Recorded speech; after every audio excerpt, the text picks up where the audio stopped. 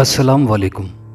Subscribe कीजिए और bell icon press कर दीजिए ताकि नेक्स्ट वीडियो का नोटिफिकेशन आपको बआसानी मिलता रहे।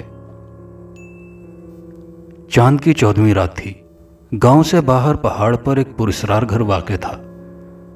हर चांद की 14वीं रात को 12 बजे वो घर खुद ब खुद रोशन हो जाता था और साथ ही उस घर में किसी औरत की अजियत भरी चीखें सुनाई देने लगती। तमाम गांव वाले अपने अपने घरों की छतों पर खड़े हो जाते और पहाड़ के दामन में वाक़े उस पुरस्कार घर को देखने लगते। ये घर चूंकि गांव से बुलंदी पर था, इसलिए पूरे गांव से वो घर दिखाई देता था। हर चांद की 14वीं रात को 12 बजे हमारे गांव में ऐसा ही होता था। अचानक उस पुरस्कार घर में रोशनी हो जाती थी और साथ ही किसी औरत की अजियत भरी चीखें भी सुनाई देने लगती।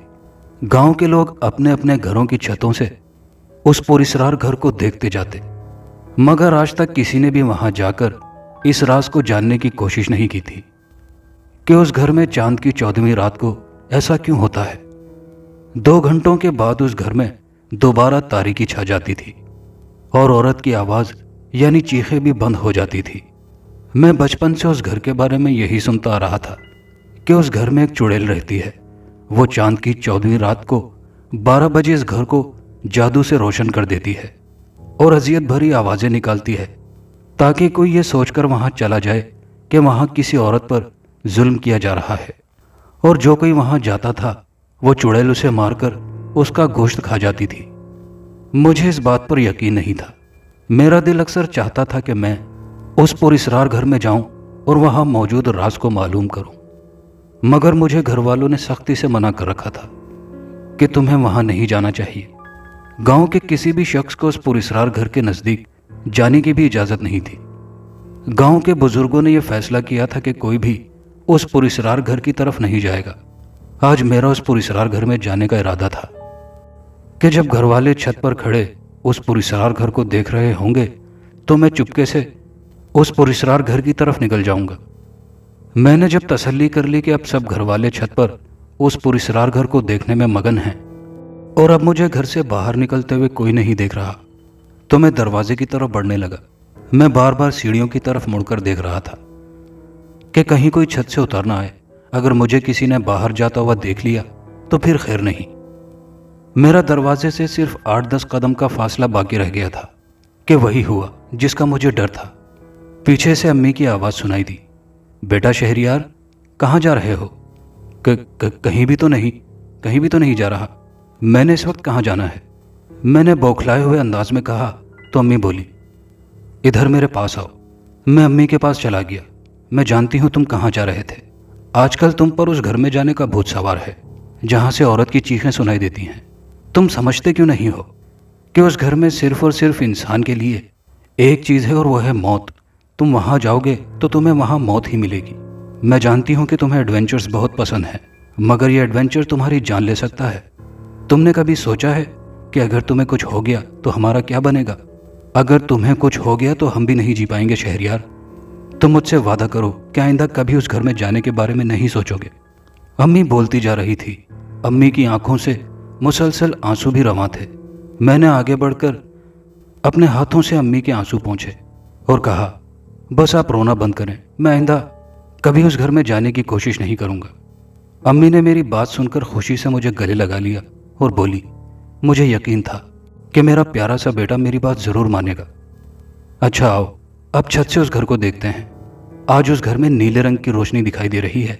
मैं अम्मी के साथ छत पर चला गया। अम्मी ने ठीक कहा था, आज उस घर से नीले रंग की रोशनी फूटती हुई दिखाई दे रही थी। ज्यादातर तो उस घर से सफेद रंग की रोशनी फूटती दिखाई देती थी, मगर कभी कभी ऐसा होता था कि वो घर किसी मुख्तलिफ रोशनी से रोशन हो जाता था। मैंने अम्मी को तो ये कहकर तसल्ली दे दी थी कि आइंदा कभी उस घर में जाने की कोशिश नहीं करूंगा, मगर अंदर से मेरा दिल अब भी उस घर में जाने के लिए उतना ही बेताब था जितना पहले था। इसीलिए मैंने अगली चांद की 14वीं रात को हर सूरत में वहां जाने का फैसला कर लिया। दिन गुजरने लगे और गुजरते ही गए। अगली चांद की 14वीं रात भी आ गई। मैंने शाम के वक्त अम्मी से कहा, अम्मी मैं जीशान के घर जा रहा हूँ, 2 दिन बाद वापस आऊँगा। अम्मी बोली, इस वक्त तुम जाओगे तो जीशान के घर पहुँचने तक तो अंधेरा हो जाएगा। इसलिए अभी ना जाओ, कल सुबह चले जाना। मैंने अम्मी से कहा, मैं बच्चा तो नहीं हूँ जो अंधेरे से डर जाऊंगा। अम्मी जान बोली, मर्जी तो तुमने अपनी ही करनी है, इसलिए तुमसे बहस करने का कोई फ़ायदा भी नहीं है, जाओ चले जाओ। मैंने शुक्रिया किया और अम्मी को गले मिला और घर से निकल पड़ा। जीशान मेरा दोस्त था। उसका गांव मेरे गांव से थोड़ी दूर था। मैं और जीशान अक्सर एक दूसरे के घर आते जाते रहते थे, इसलिए मैंने अम्मी से आज जीशान के घर जाने का कहा था, जो महज एक बहाना था। मैं जीशान के घर नहीं जा रहा था, बल्कि मेरी मंजिल पहाड़ पर मौजूद पुरिसरार घर था। आज चांद की 14वीं रात थी और मैं उस पुरिसरार घर में जाकर वहाँ का राज मालूम करना चाहता था। वैसे तो मुझे वहाँ जाने की इजाज़त नहीं मिलनी थी, इसलिए मैंने यही सोचा कि अम्मी से कहूँगा कि मैं जीशान के घर जा रहा हूँ और उस पुरिसरार घर में चला जाऊँगा। घर से निकलने के बाद मेरा रुख उस पहाड़ की तरफ था जिस पर वो पुरिसरार घर वाक़ था। मैं हर कदम फूंक फूंक कर उठा रहा था, क्योंकि मुझे डर था कि अगर मुझे किसी ने उस पहाड़ की तरफ जाते हुए देख लिया तो फिर मेरी खैर नहीं होगी। अल्लाह अल्लाह करके मैं गांव से बाहर निकल आया। अब मेरा डर काफ़ी हद तक कम हो गया था, क्योंकि गांव से बाहर पहाड़ की तरफ कोई भी नहीं जाता था, इसलिए अब मुझे यह खतरा नहीं था कि कोई मुझे देख लेगा। मैं मुसलसल पहाड़ की जानिब बढ़ रहा था। चलते चलते आखिरकार मैं पहाड़ के पास पहुंच गया। मेरे वहां पहुंचने तक सूरज गुरूब हो चुका था। आज पहली बार मैंने इस पहाड़ को करीब से देखा था। उसकी बुलंदी तकरीबन 16 फुट थी और वो पुरिसरार घर पहाड़ पर ज़मीन से तकरीबन 300 फुट की बुलंदी पर वाक़ था। मुझे उस पुरिसरार घर तक पहुंचने के लिए पहाड़ पर चढ़ना था, जो कि मेरे लिए बहुत ही ज़्यादा मुश्किल काम था, क्योंकि आज से पहले मैं कभी किसी पहाड़ पर नहीं चढ़ा था। मैंने अल्लाह का नाम लेकर पहाड़ पर चढ़ना शुरू कर दिया। चांद की 14वीं रात होने की वजह से चांद की रोशनी ज़मीन पर फैलने लगी थी, जो कि पहाड़ पर चढ़ने में मेरी खासी मदद कर रही थी। मैं जैसे जैसे पहाड़ चढ़ता जा रहा था, पता नहीं क्यों मेरे दिल में एक अनजाना सा खौफ जन्म ले रहा था। मुझे ऐसे लग रहा था कि अभी कुछ होने वाला है। मेरे दिमाग में अम्मी की बातें गर्दिश कर रही थी। आजकल तुम पर उस पुरिसरार घर में जाने का भूत सवार है, जहाँ से औरत की चीखें सुनाई देती हैं। तुम समझते क्यों नहीं हो कि उस घर में इंसान के लिए सिर्फ और सिर्फ एक चीज़ है, और वो है मौत। तुम उस घर में जाओगे तो वहाँ से तुम्हें मौत ही मिलेगी। अम्मी की यही बातें मुसलसल मेरे दिमाग में घूम रही थी। मुझे लग रहा था कि अम्मी ठीक कहती थी। इस घर में वाकई मौत है, और मैं भी कितना पागल हूँ कि खुद अपने कदमों पर चलकर अपनी मौत के पास जा रहा था। मैंने सोचा अभी भी मेरे पास बहुत वक्त है, क्यों ना मैं वापस चला जाऊं। मगर नहीं, मैं वापस नहीं जाऊंगा।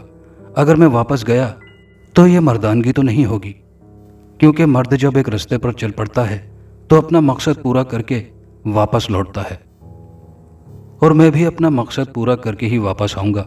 मैं उस पुरिसरार घर के राज को हर सूरत में जान कर रहूँगा, चाहे इसके लिए मुझे अपनी जान की कुर्बानी ही क्यों ना देनी हो। मैं इन्हीं सोचों में घिरा उस पुरिसरार घर के करीब पहुंच चुका था।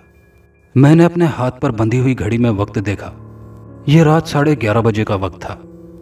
इस पुरिसरार घर में रोशनी होने और उस औरत की अजियत भरी चीखें सुनाई देने में अभी आधा घंटा बाकी था। मैं काफ़ी थका हुआ था, इसलिए घर के बाहर एक बड़े पत्थर पर आराम करने के लिए बैठ गया। वक्त अपनी रफ्तार से गुजर रहा था। जो जो वक्त गुजरता जा रहा था, मेरे दिल में खौफ बढ़ता जा रहा था। मुझे ऐसा लग रहा था कि जैसे आज की रात शायद मेरी ज़िंदगी की आखिरी रात होगी, जैसे उस घर में जाने के बाद शायद कभी भी मैं वापस नहीं लौटूंगा। 12 बज चुके थे। अचानक ही वो घर सफ़ेद रंग की रोशनी से रोशन हो गया, और हमेशा की तरह उसमें से औरत की अजियत भरी चीखें सुनाई देने लगी। गांव में चीखों की आवाज़ कम आती थी, जबकि यहाँ आवाज़ बहुत तेज़ थी। ऐसा लग रहा था कि उस औरत को बहुत सख्त अजियत दी जा रही है। उसकी अजियत भरी चीखें मेरी बर्दाश्त से बाहर होती जा रही थी। इसलिए मैं उठा और उस घर के दरवाजे की तरफ बढ़ने लगा। मैं दरवाजे के करीब पहुंचा तो मुझे एक शदीद किस्म का झटका लगा। मुझे लगा कि मैं बिजली के तार से टकराया हूं। मैं कई फुट उछलकर दूर जा गिरा। मैंने उठने की कोशिश की तो दर्द की वजह से मुझ में उठने की हिम्मत न रही थी। गिरने की वजह से मेरे पूरे जिस्म पर शदीद चोटें आई थी। मैं काफ़ी कोशिश के बाद उठा और दोबारा दरवाजे के करीब चला गया। मैंने करीब जाकर गौर किया तो एक सुर्ख रंग का हिसार था, जो पूरे घर के गिर्द खींचा हुआ था। मैं सोचने लगा कि अब क्या करूं। जब तक ये हिसार नहीं टूटता तब तक मैं अंदर नहीं जा सकता। मैं इस हिसार को कैसे तोड़ूं?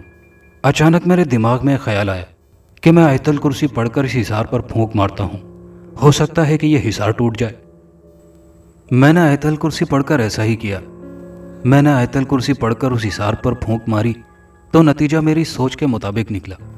वो हिसार टूट गया, क्योंकि वो हिसार शैतानी ताकत से बनाया गया था और शैतानी ताकत को सिर्फ हक की ताकत से ख़त्म किया जा सकता है। कुरान मजीद हक है, उसका एक एक लफ्ज़ सच्चाई पर मबनी है। इसीलिए मैंने आयतल कुर्सी पढ़कर उस हिसार पर फूंक मारी तो मेरी तवक्को के मुताबिक वो हिसार ख़त्म हो गया। मैंने अल्लाह का शुक्र अदा किया और दरवाज़ा खोलकर सहन में दाखिल हो गया। सहन काफ़ी बड़ा था। मैं चलते चलते हाल के दरवाजे के करीब पहुंच गया। मैं जूं आगे बढ़ रहा था, उस औरत की चीखों की आवाज़ तेज़ तर होती जा रही थी। मेरे दिल में खौफ और बेचैनी बढ़ती जा रही थी। मैंने हाल के दरवाजे को हाथ लगाया तो वह खुद ब खुद खुल गया, जिससे मैं और ज़्यादा खौफजदा हो गया। मैंने एक नज़र हाथ पर बंधी हुई घड़ी पर नज़र डाली तो वो 12:30 बजा रही थी। अभी उस औरत की चीखें ख़त्म होने में 1.5 घंटा बाकी था। न जाने क्यों मेरे दिल में खौफ बढ़ता जा रहा था। मेरे अंदर से कोई चिल्ला चिल्ला कर कह रहा था कि शहरियार, अब भी वक्त है तेरे पास, वापस लौट जा, नहीं तो बहुत बुरी मौत मारा जाएगा। मैंने अपने अंदर हिम्मत पैदा की और अल्लाह का नाम लेकर अंदर दाखिल हुआ। अभी मैंने एक ही कदम रखा था, मेरी नज़र सामने पड़ी। सामने का मंजर देखकर मैं हैरान भी हुआ और मज़ीद खौफजदा भी। सामने एक बहुत ही हसीन दोशीज़ा थी जो रस्सियों और जंजीरों में जकड़ी हुई थी और उसके गिर्द एक दायरे की सूरत में आग जल रही थी। उस आग की तपिश उस दोशीज़ा को अजियत दे रही थी। अजियत की वजह से उस दोशीज़ा की चीखें निकल रही थी। वो लड़की इतनी हसीन थी कि चंद लम्हों के लिए मैं उसके हुस्न में खोकर उसकी अजियत को भूल ही गया था। मगर जल्द ही मुझे उसकी अजियत का एहसास हो गया और मैं होश की दुनिया में वापस आ गया। वो बहुत ज़्यादा तकलीफ़ में थी। उसकी अजियत भरी चीखें मेरी बर्दाश्त से बाहर होने लगी थी। मैं भागकर उस हसीना के पास गया। मैंने आयतल कुर्सी पढ़कर उस दोशीज़ा के गिर्द जलती हुई आग पर फूंक मारी तो वो आग बुझ गई और वो दोशीज़ा पुरसुकून हो गई। उसने अपनी आंखें बंद कर ली। ऐसे लग रहा था उसे सदियों बाद सुकून नसीब हुआ है। मैं एक बार फिर उसके हुस्न में खो गया। वो इतनी ज़्यादा हसीन थी कि मैं उसका हुस्न बयान नहीं कर सकता था। मेरे पास उसका हुस्न बयान करने के लिए अल्फाज नहीं है। उसने चंद लम्हों बाद आंखें खोलकर मेरी तरफ देखा और बोली, मेरे मोहसिन, तुम्हारा बहुत बहुत शुक्रिया। तुमने मुझे इस अजियत से निजात दिला दी है जिसे मैं बरसों से झेलती आ रही थी। तुमने मुझ पर यह बहुत बड़ा एहसान किया है। इस एहसान के बदले मैं दुनिया की हर चीज़ लाकर तुम्हारे कदमों में रख सकती हूँ। मांगो, तुम्हें क्या चाहिए। मैंने कहा, मैं इस घर में ये राज मालूम करने आया था कि ये घर हर चांद की 14वीं रात को खुद ब खुद रोशन क्यों हो जाता है और इस घर से औरत की चीखें क्यों सुनाई देती हैं। आप मुझे ये राज भी बता दें, यही मेरे एहसान का बदला होगा। उस दोशीज़ा ने एक सर्द आह भरी और बोली, ये एक बहुत लंबी दास्तान है। मैं तुम्हारी तरह इंसान नहीं हूँ, बल्कि परिस्तान की परी हूँ। मेरी माँ को इंसानी दुनिया बहुत पसंद थी। उसे इंसानी दुनिया की हर चीज़ बहुत अच्छी लगती थी। खासकर इंसान उसे बहुत पसंद थे। वह अक्सर इंसानी दुनिया में आने लगी। माँ और मैं हफ्ते में एक दफ़ा ज़रूर इंसानी दुनिया में आते थे। वक्त गुजरता गया और मैं जवान हो गई। मैं परिस्तान की सबसे हसीन परी थी। पूरे परिस्तान के जिन्नात मेरे हुस्न पर मरते थे, मगर मुझे जिन्नात अच्छे नहीं लगते थे।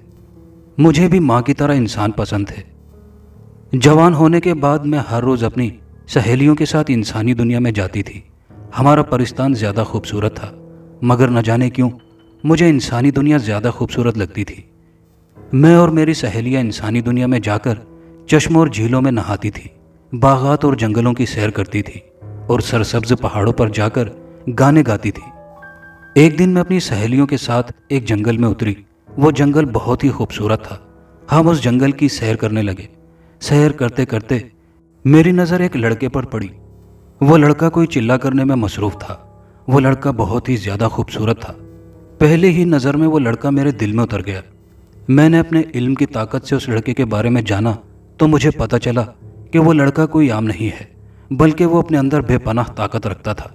वो बहुत बड़ा जादूगर था। ये जानकर मैं भी ज़्यादा खुश हो गई कि वो मुझसे ज़्यादा ताकतवर है। मैं ना जाने कितनी ही देर खड़ी उस लड़के को देखती रही। मेरी सहेलियां जान गई थी कि वो लड़का पहले ही नज़र में मेरे दिल में उतर चुका था। वो मुझे अकेला छोड़कर जंगल की सैर करने चली गई और मैं वहीं खड़ी होकर उस लड़के के चिल्ला ख़त्म करने का इंतज़ार करने लगी। न जाने कितने ही घंटे मैंने वहाँ खड़े खड़े गुजार दिए थे, मगर उस लड़के का चिल्ला ख़त्म नहीं हुआ था। मेरी सहेलियाँ वापस आ चुकी थी। शाम के साए ढलते जा रहे थे। हम वापस परिस्तान चली गईं। अगले रोज़ मैं अपनी सहेलियों के साथ दोबारा उसी जंगल में आई। वो लड़का उस दिन भी पिछले दिन की तरह चिल्ले में मसरूफ़ था। मेरी सहेलियाँ जंगल की सैर करने चली गई और मैं वहीं उस लड़के के पास बैठ गई। मेरी नज़रें मुसलसल उस लड़के के हसीन चेहरे पर मरकूज थी। दिल चाहता था कि हर वक्त वो मेरे सामने रहे और मैं उसे देखती रहूं। न जाने कैसा सहर था उस लड़के में, जिसकी वजह से मैं उसकी दीवानी हो गई थी। रात की तारीकी छाने लगी। मेरी सहेलियां जंगल की सैर करके वापस आ गई और मैं न चाहते हुए भी उस लड़के को वहीं छोड़कर परिस्तान वापस आ गई। घर में मेरा दिल नहीं लग रहा था। बार बार उस लड़के का चेहरा मेरी नज़रों के सामने आता था। मैं बेताब थी कि किसी तरह रात गुजरे और सुबह होते ही मैं उस लड़के के पास पहुंच जाऊं, मगर वक्त था कि गुजरने का नाम ही नहीं ले रहा था। एक एक लम्हा एक सदी के बराबर महसूस हो रहा था। वो रात मैंने बहुत मुश्किल से गुजारी थी। सुबह होते ही मैं अकेली उस जंगल में आ गई। आज मेरी सहेलियां मेरे साथ नहीं थी। मैं उसी जगह गई जहां वो लड़का चिल्ला कर रहा था, मगर ये देखकर मैं परेशान हो गई कि आज वो लड़का वहां नहीं था। मैंने उसे पूरे जंगल में तलाश किया, मगर वह मुझे कहीं ना मिला। मैंने अपने इल्म के जरिए पता चलाया कि वो इस जंगल से थोड़ी दूर एक पहाड़ के गार में बैठा हुआ है। मैं उड़ी और उस गार में पहुंच गई। वो वहां ही बैठा हुआ था। मुझे वहां देखकर वो हैरान हो गया। मैं उसके करीब चली गई। वो बोला, कौन हो तुम और यहाँ क्यों आई हो? मैं बोली, मैं तुम्हारी दीवानी हूँ। मैं तुमसे मोहब्बत करती हूँ।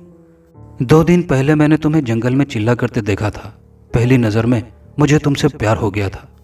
मैं रोज़ तुम्हारे पास आती और कई घंटे तुम्हारे पास बैठने के बाद वापस चली जाती।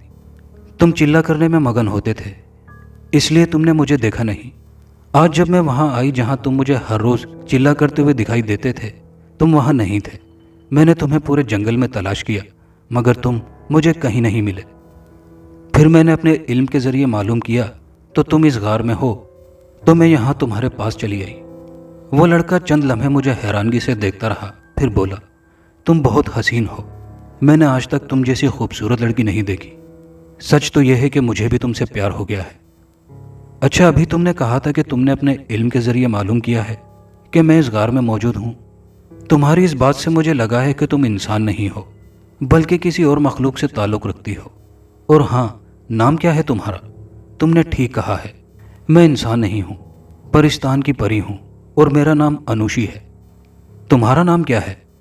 मैंने कहा तो वो बोला, मेरा नाम रंजीत जादूगर है। उसके नाम के साथ जादूगर का लफ्ज़ सुनकर मैं हैरान हुई। ओह, तो क्या तुम जादूगर हो? वैसे मैंने अपने इल्म के ज़रिए मालूम किया है कि तुम मुझसे भी ज़्यादा ताकतवर हो। वो बोला, मुझे बचपन से जादू सीखने का बहुत शौक़ था। उस वक्त मेरी उम्र 12 बरस थी जब मैं एक बहुत बड़े जादूगर के पास जादू सीखने के लिए गया। जब मैंने उस जादूगर को बताया कि मुझे जादू सीखने का शौक़ है और मैं उसके पास जादू सीखने आया हूँ, तो वो बहुत खुश हुआ। उसने मुझसे वादा किया कि वो मुझे जादू सिखाएगा, मगर उसने कहा कि जादू सीखने के लिए मुझे उसी के पास रहना पड़ेगा। मैंने उसकी ये बात मान ली और उसके पास ही रहने लगा। आहिस्ता आहिस्ता वो मुझे जादू सिखाने लगा। साथ साथ वो मुझसे चिल्ले भी कराने लगा, जिससे मेरे पास ताकतें आने लगी। वक्त गुजरता गया और मैं जादू का माहिर होता चला गया। जादूगर बहुत बूढ़ा हो चुका था। उसके जिस्म से तवानाई ख़त्म होती जा रही थी। एक दिन उसने मुझे अपने पास बिठाया और बोला, मेरी मौत का वक्त बहुत नज़दीक आ गया है। शायद बहुत जल्द मेरी मौत हो जाएगी। मैं चाहता हूँ कि मरने से पहले अपनी तमाम ताकतें तुम्हें दे दूँ, क्योंकि तुम ही मेरे वारिस हो। उसने एक मंत्र पढ़कर मुझ पर फूंक मारी तो मुझे अपने अंदर अजीब सी तब्दीली महसूस हुई। मैं अपने आप को बहुत ज़्यादा ताकतवर महसूस करने लगा। जादूगर बोला, मैंने अपनी तमाम ताकतें तुम्हें दे दी हैं और अब तुम इतने ज़्यादा ताकतवर हो गए हो कि तुम बड़े से बड़े जादूगर से आसानी से मुकाबला कर सकते हो। लेकिन मेरी एक बात याद रखना, कभी किसी से शिकस्त न खाना, क्योंकि शिकस्त में सिर्फ और सिर्फ तुम्हारी मौत ही होगी। उसकी सांसें रुकने लगी। वो बहुत अजियत में दिखाई दे रहा था और चंद लम्हों बाद उसकी रूह उसके जिस्म से परवास कर गई और वो हमेशा हमेशा की नींद सो गया। मुझे उसकी मौत का बहुत अफसोस था। वो बहुत अजीम इंसान था। मैं घंटों उसकी लाश के पास बैठकर रोता रहा। फिर मैंने एक गड्ढा खोदा और उसकी लाश को दफना दिया। वक्त गुजरता रहा। मैं चिल्ले मंतर करके अपनी ताकतों को मजीद बढ़ाता रहा। आज से 2 साल कबल मेरी आकाश जादूगर से दुश्मनी हो गई। आकाश जादूगर के पास मुझसे ज़्यादा ताकत थी। उसने मुझ पर कई बार हमले किए।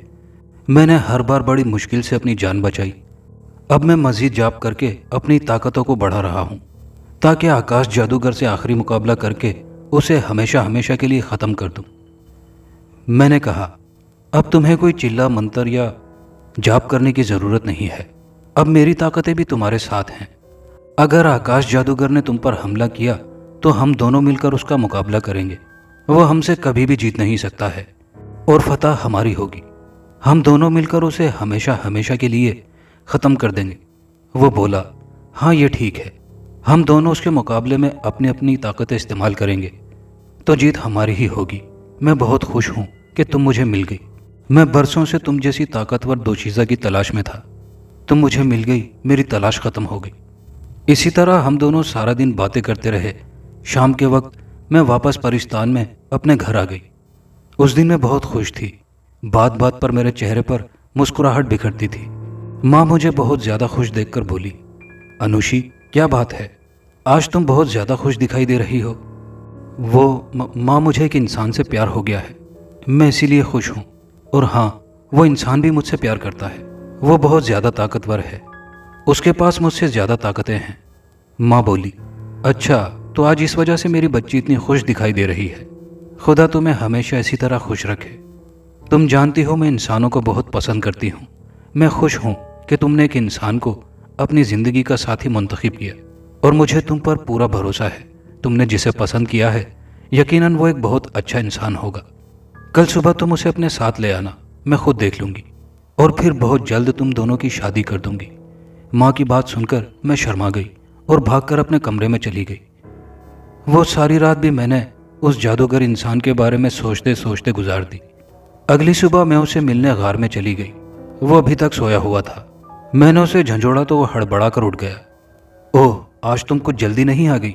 उसने आंखें खोलकर मेरी जानिब देखा और कहा, क्या कह रहे हो, जल्दी आई हूँ? दिमाग तो ठीक है ना तुम्हारा? बाहर निकलकर देखो, सूरज सर पर पहुंच चुका है। वो बोला, इतनी जल्दी सूरज सर पर पहुंच आया है? मैंने कहा, अच्छा छोड़ो इस बात को, तुम जल्दी से तैयार हो जाओ, माँ ने तुम्हें बुलाया है। वो बोला, मेरी माँ को गुजरे हुए तो पूरे 20 बरस गुजर चुके हैं, वो कैसे बुला सकती है? मैंने कहा, अरे पागल, तुम्हारी नहीं मेरी माँ ने बुलाया है तुम्हें। वो उठकर मेरे करीब बैठ गया और बोला, तुमने अपनी माँ को मेरे बारे में बता दिया है? मैंने कहा, हाँ मैंने माँ को तुम्हारे बारे में बता दिया है, इसीलिए तो वो तुमसे मिलना चाहती हैं। वो बोला, तुम यहीं बैठो, मैं चश्मे से नहा कर आता हूँ। वो गार से बाहर निकल गया और मैं वहीं बैठी उसका इंतज़ार करने लगी। थोड़ी देर बाद वो गार में दाखिल हुआ। वो बहुत ज़्यादा हसीन दिखाई दे रहा था। मैं चंद लम्हों के लिए उसके हुस्न में खो गई। अरे कहाँ गुम हो गई हो? उसकी आवाज़ सुनकर मैं होश की दुनिया में वापस आ गई। मैं देख रही हूँ कि मेरा चांद कितना खूबसूरत है। मैंने उसकी तरफ देखते हुए कहा तो वो बोला, चांद इतना प्यारा नहीं होता जितनी ज़्यादा चांद की चांदनी प्यारी होती है। तुम मेरी चांदनी हो, मुझसे भी ज़्यादा खूबसूरत और प्यारी हो। मैंने कहा, अच्छा अब खुशामद बंद करो, घर में माँ इंतज़ार कर रही होगी। मैंने उसका हाथ अपने हाथ में ले लिया और उसे अपने साथ ले उड़ी। कुछ ही देर बाद हम परिस्तान जा पहुँचे। मैं उसे अपने घर ले गई। माँ ने देखा तो कहा, मेरा दामाद बहुत खूबसूरत है। आओ बेटा, तुम्हें किसी की नज़र न लगे। तुम्हारी और अनुशी की जोड़ी बहुत अच्छी लगेगी।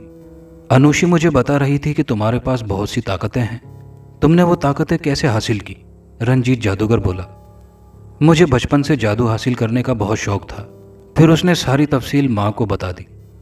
फिर माँ बोली, बेटा मैं चाहती हूँ कि जल्द अज जल्द तुम्हारी और अनुशी की शादी कर दूँ। अनुशी परिस्तान की सबसे खूबसूरत परी है।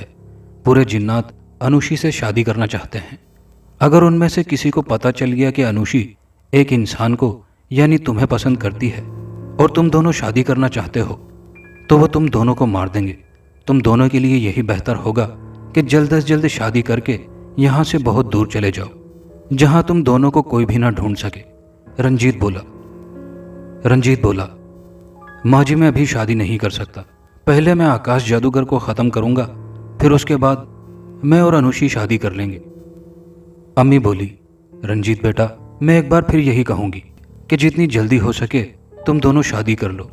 यह ना हो कि पूरे परिस्तान के जिन्नात तुम्हारे दुश्मन बन जाएं। अनुषी, तुम रंजीत के साथ जाओ और इसे परिस्तान की सैर कराओ।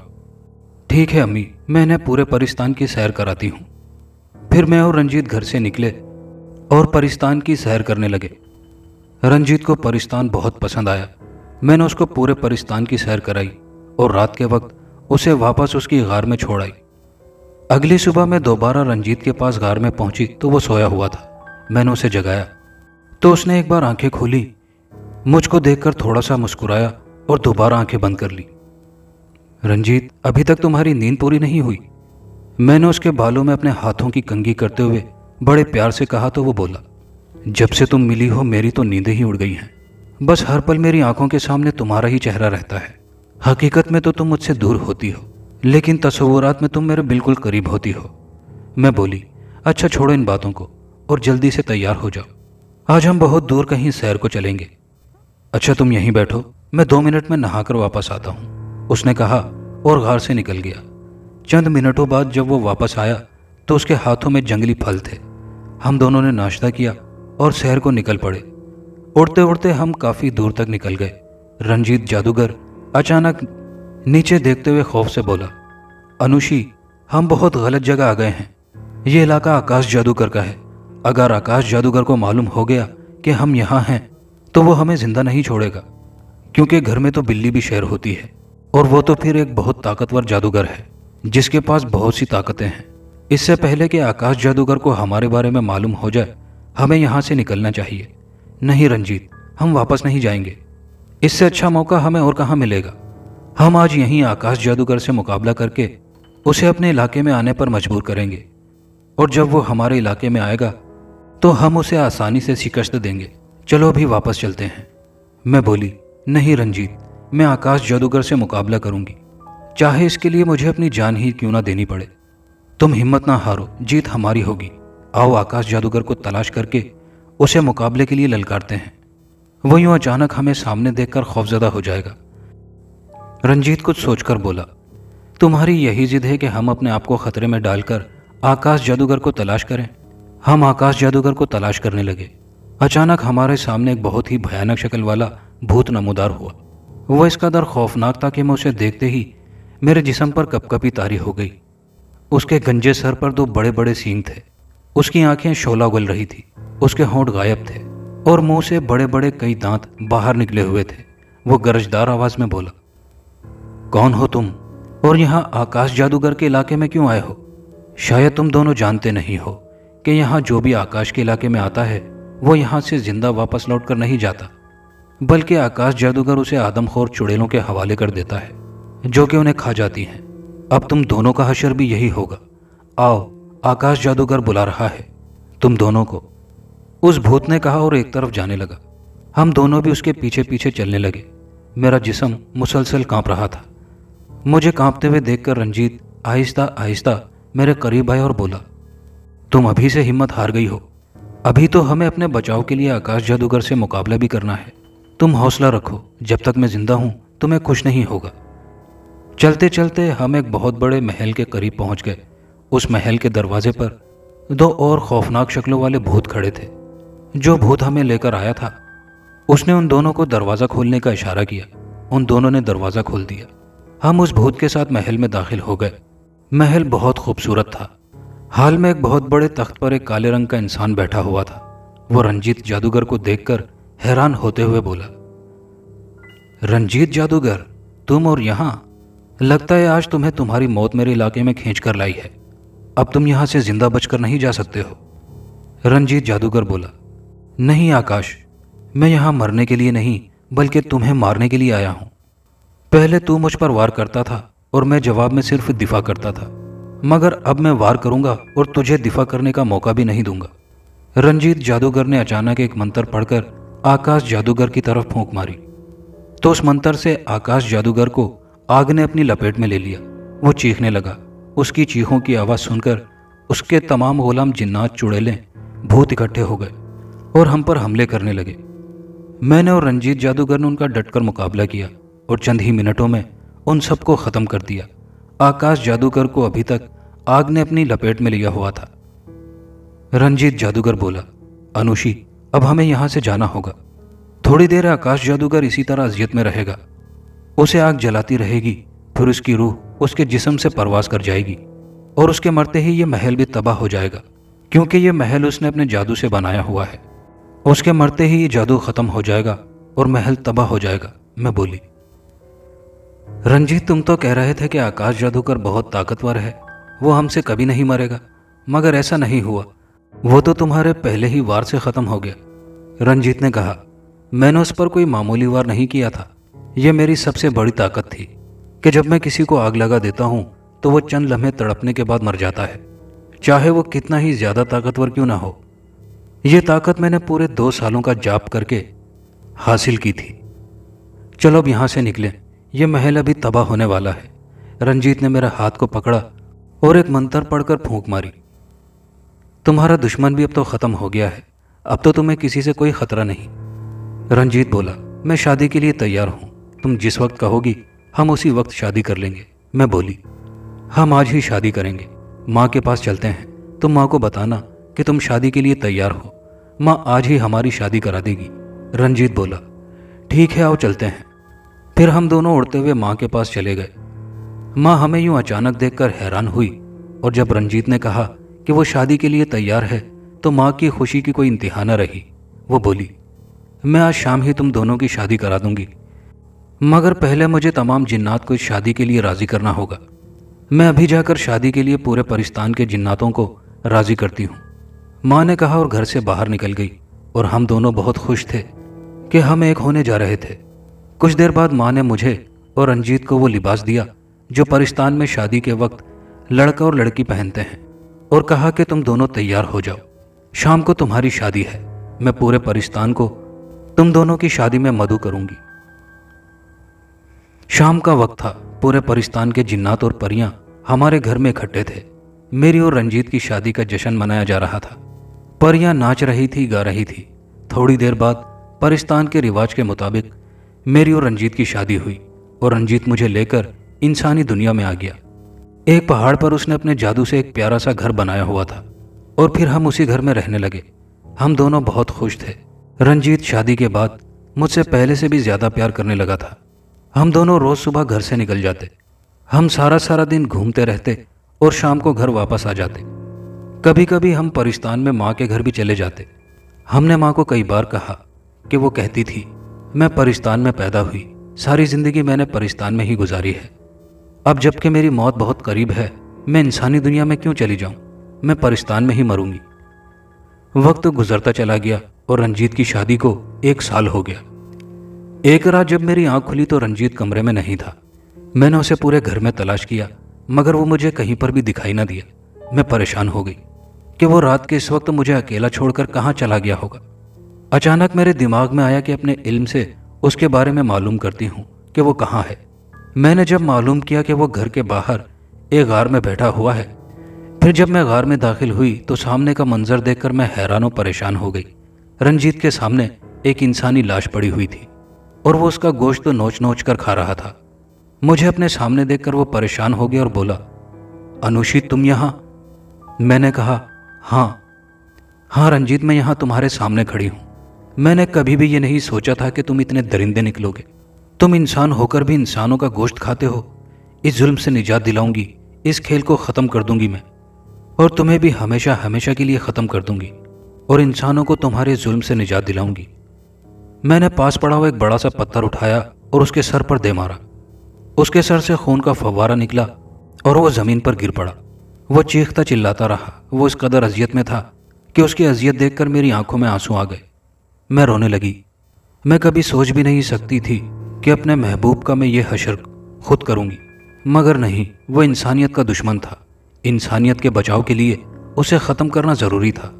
यही सोचकर मैंने एक और पत्थर उठाया और उसे मारने लगी थी कि वो गायब हो गया।